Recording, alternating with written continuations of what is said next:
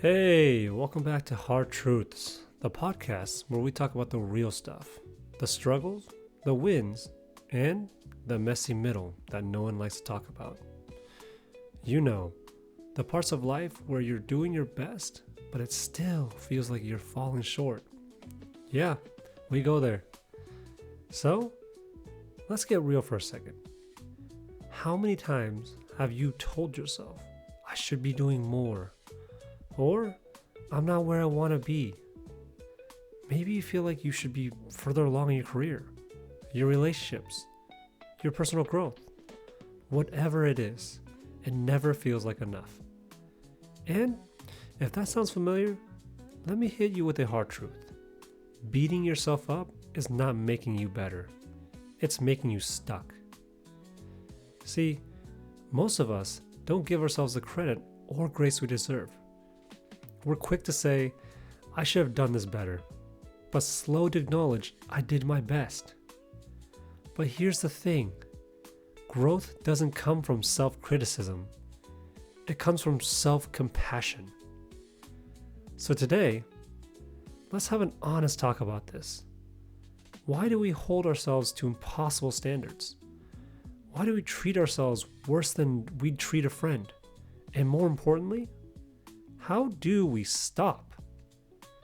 We're going to break down the illusion of perfection, look at what science actually says about self-compassion, and talk about how you can start giving yourself grace without slipping into excuses. Because loving yourself and improving yourself, they're not opposites. They work together. Okay, let's talk about the voice inside your head.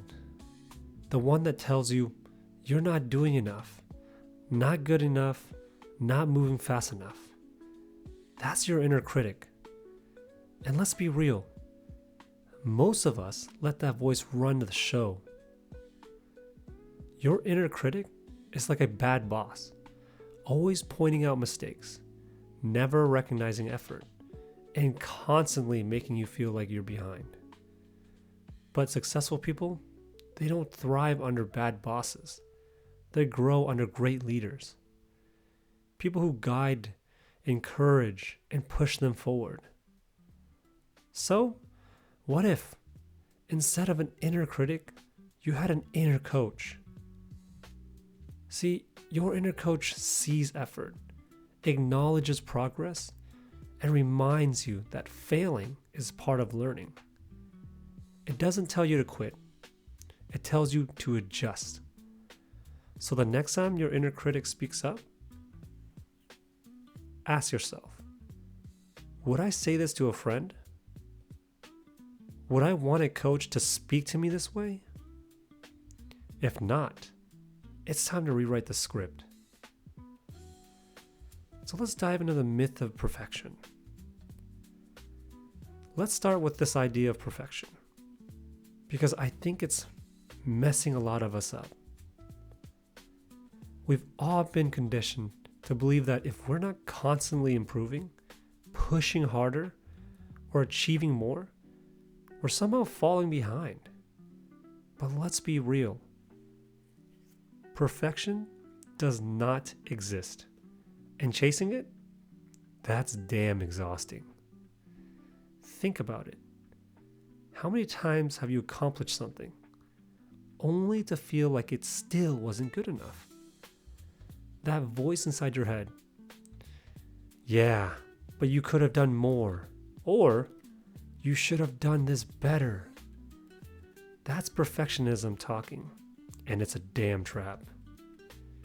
See, perfectionism is like running on a treadmill that keeps speeding up. You're exhausting yourself, but you're not actually moving forward. No matter how fast you go, it never feels like enough. And eventually, you burn out. Dr. Brené Brown, a researcher on vulnerability and shame, says it best. Perfectionism is not the key to success. In fact, it's the enemy of progress. Let's reflect on that. Why? Because perfectionism doesn't drive you forward. It paralyzes you. It makes you afraid to fail, afraid to start, and ultimately afraid to grow. So, let me ask you, how's that been working for you? Has beating yourself up actually made you perform better? Or has it just made you feel exhausted and never enough? If you're stuck in this cycle, it's time to break free from it.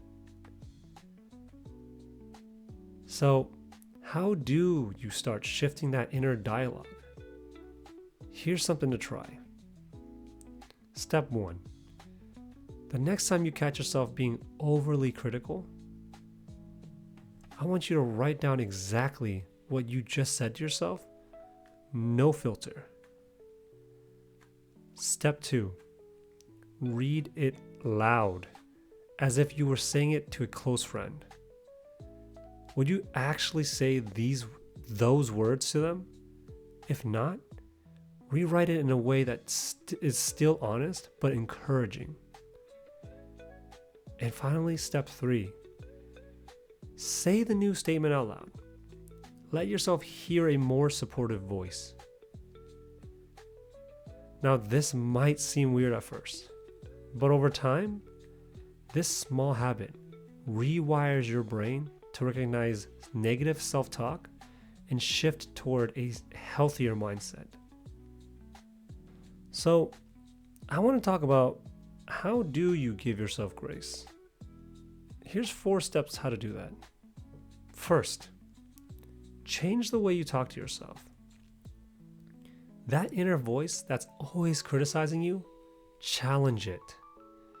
Instead of saying, I'm not doing enough, try saying, I'm doing my best, and that's enough for today. See, small shifts in self-talk can make a huge difference in how you feel and how you show up. Second, stop tying your worth to productivity. You are not just what you accomplish. You are valuable simply because you exist. Some days you'll be productive. Some days you won't. And that's okay. Progress is not linear, and real growth takes time. Third, acknowledge your efforts, even if they don't feel big enough. You showed up today. You tried. That matters. You may not be where you want to be yet, but you're on the way. And finally, learn to forgive yourself. See, self-criticism is like carrying a backpack full of rocks. The more you pile on, the heavier it gets, until you can't move forward at all. Give yourself the same grace you would give someone else, anyone. Growth isn't about never messing up. It's about learning and moving forward. So here's a challenge for you. For the next 7 days, I want you to write down one thing every day that you did well, no matter how small. It could be as simple as, I got out of bed even though I didn't feel like it. Or, I handled a tough conversation better than I thought it would. At the end of the week, I want you to ask yourself, what did I learn about the way I talk to myself? What moments surprised me? And what progress did I notice, even if it was small? This isn't about ego. It's about building a habit of self-recognition that fuels real growth. And that's it for today's episode of Hard Truths. If this resonated with you, share it with someone who needs to hear it. And if you're ready to start treating yourself with more kindness, let me know. Send me a message, tag me, whatever. Reach out to me at Danny, Lyvin, on social media. I'd love to hear how you're practicing self-compassion this week. Remember, you are trying, and that's enough. And I'll see you in the next time.